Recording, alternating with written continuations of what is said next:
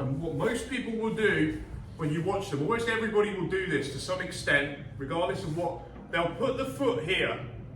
It looks like you can't move your head there, but unless they're biting, we're going to walk that way. Because that heel, if I'm pinching hard, I can't, like mentally, I can't, all the things I need to do to finish this, I need to pinch my knees as hard as possible together, right? So I'm doing this. I also need to be pulling his head as hard as possible. That's two things I've got to do.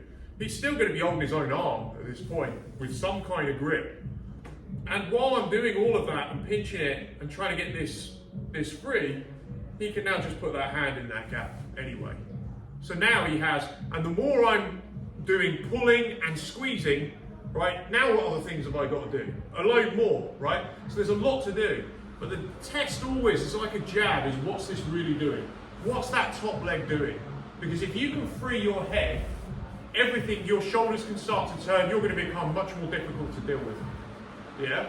So super important that you feel what's this doing. So even when it feels like it's here, right, I'm like this, walk your hip down. Just go. Was it really holding it? No, it looked like it was. Maybe even could feel it touching his head. But if he's not feeling me really biting, I feel like my hamstring flexing there as well. Yeah, this is what this becomes about, which is why you need to be calm. Because you need to be able to feel what's going on. Because now he knows where he's going to go. Yeah.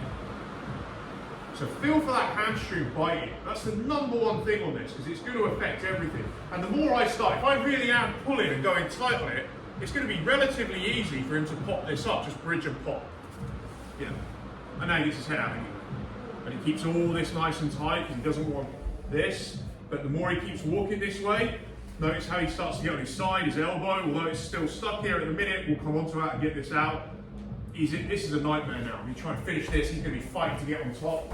And all because he just walked away and just saw, was the guy really pulling with that leg? If he's not pulling with that leg, we're going to do that number one escape. We're just going to walk our head out. Yeah? And feel for their hamstring. Feel the tension. They've got loads of tension. Okay, now we're just going to bridge up. But we'll come on to that. I just want to feel, most of the time, they will relax that top leg in practice. Yeah, let's go again.